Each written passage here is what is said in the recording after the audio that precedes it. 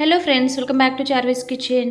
So ಇವತ್ತು ನಮ್ಮ ಚಾನಲ್ನಲ್ಲಿ ಕೊತ್ತಂಬರಿ ಸೊಪ್ಪು ಹಾಗೂ ಟೊಮೊಟೊವನ್ನು ಯೂಸ್ ಮಾಡಿ ಒಂದು ಸೂಪರ್ ರುಚಿಯಾದ ಚಟ್ನಿ ಯಾವ ರೀತಿ ಮಾಡೋದಂತ ಹೇಳಿ ನೋಡೋಣ. ಬಿಸಿ ಬಿಸಿ ರೈಸ್ಗೆ, ದೋಸೆಗೆ ತುಂಬಾ ರುಚಿಯಾಗಿರುತ್ತೆ. ಹಾಗಾದರೆ ಬನ್ನಿ ಪ್ರಾಸೆಸ್ ನೋಡೋಣ. ಮೊದಲಿಗೆ ಇಲ್ಲಿ ಕಡಾಯಿ ತಗೊಂಡು 2 ಟೇಬಲ್ ಸ್ಪೂನ್ ಆಗೋಷ್ಟು ಆಯಿಲ್ ಯೂಸ್ ಮಾಡ್ತಾ ಇದ್ದೀನಿ. ಆಯಿಲ್ ಹೀಟಾದ ನಂತರ ಇಲ್ಲಿ 1 ಟೇಬಲ್ ಸ್ಪೂನ್ ಆಗೋಷ್ಟು ಕಡಲೆಬೇಳೆ ಹಾಗೂ 1 ಟೇಬಲ್ ಸ್ಪೂನ್ ಆಗೋಷ್ಟು ಉದ್ದಿನಬೇಳೆ ಆ್ಯಡ್ ಮಾಡ್ತಾ ಇದ್ದೀನಿ. ಹಾಗೂ ಇಲ್ಲಿ 2 ಟೇಬಲ್ ಸ್ಪೂನ್ ಆಗೋಷ್ಟು ಶೇಂಗಾವನ್ನು ಕೂಡ ಆ್ಯಡ್ ಮಾಡ್ತಾ ಇದ್ದೀನಿ. ಹಾಗೂ 1 ಟೇಬಲ್ ಸ್ಪೂನ್ ಆಗೋಷ್ಟು ಜೀರಿಗೆ. ಸೊ ಇಷ್ಟನ್ನು ಹಾಕಿ ಫ್ಲೇಮ್ನ ಲೋನಲ್ಲಿಟ್ಟು ನೀಟಾಗಿ ಈ ರೀತಿ ಫ್ರೈ ಮಾಡ್ತಾ ಬರಬೇಕು. ಈ ಸ್ವಲ್ಪ ಗೋಲ್ಡನ್ ಕಲರ್ ಚೇಂಜ್ ಆಗೋವರೆಗೂ ನಾವು ಫ್ರೈ ಮಾಡ್ಕೋಬೇಕಾಗುತ್ತೆ. ಸೊ ಆಲ್ಮೋಸ್ಟ್ ಇಲ್ಲಿ ಕಂಪ್ಲೀಟ್ ಆಗಿದೆ. ಈಗ ಇದನ್ನು ಒಂದು ಪ್ಲೇಟ್ಗೆ ಟ್ರಾನ್ಸ್ಫರ್ ಮಾಡ್ಕೊಳ್ಳೋಣ.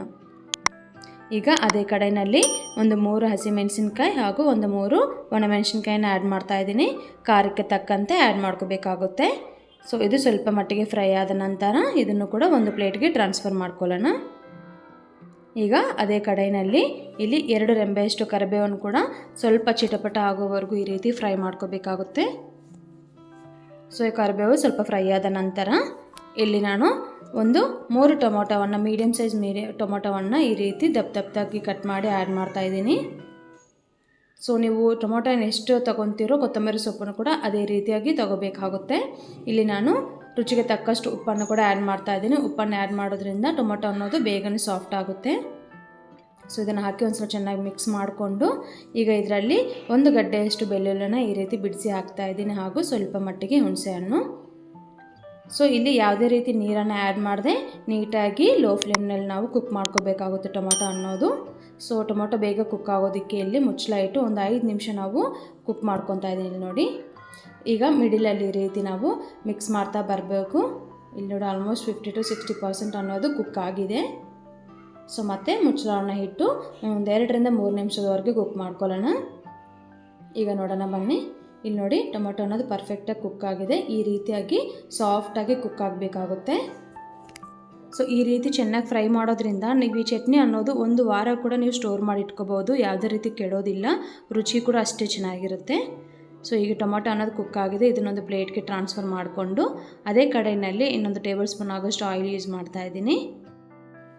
ಆಯಿಲ್ ಹೀಟಾದ ನಂತರ ಇಲ್ಲಿ 1.5 ಕೈ ಹಿಡಿಯಷ್ಟು ಕೊತ್ತಂಬರಿ ಸೊಪ್ಪನ್ನು ಆ್ಯಡ್ ಮಾಡ್ತಾ ಇದ್ದೀನಿ.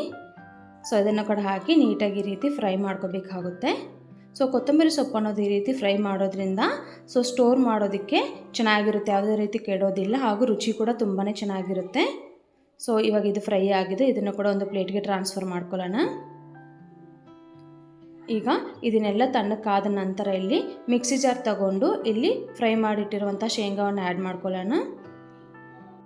ಈ ಶೇಂಗಾವನ್ನು ಸ್ವಲ್ಪ ಗರಿಗರಿಯಾಗಿ ನಾವು ರುಬ್ಕೋಬೇಕಾಗುತ್ತೆ. ನಾನು ತೋರಿಸ್ತಾ ಇದ್ದೀನಿ ನೋಡಿ. ತುಂಬ ನುಣ್ಣಕ್ಕೆ ಗ್ರೈಂಡ್ ಮಾಡ್ಕೋಬಾರ್ದು ಈ ರೀತಿ.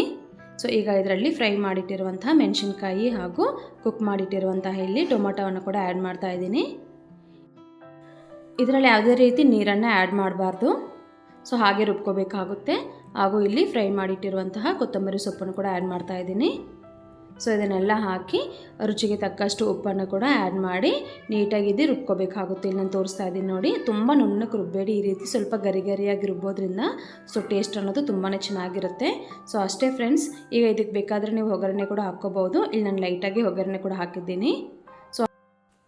ಸೊ ಈ ನನ್ನ ರೆಸಿಪಿ ಇಷ್ಟ ಆದರೆ ದಯವಿಟ್ಟು ಲೈಕ್ ಮಾಡಿ, ಶೇರ್ ಮಾಡಿ, ಕಮೆಂಟ್ ಮಾಡಿ. ಹಾಗೂ ನನ್ನ ಚಾನಲ್ ಫಸ್ಟ್ ಟೈಮ್ ನೋಡ್ದಂಗಿದ್ರೆ ದಯವಿಟ್ಟು ಸಬ್ಸ್ಕ್ರೈಬ್ ಮಾಡ್ಕೊಳ್ಳಿ.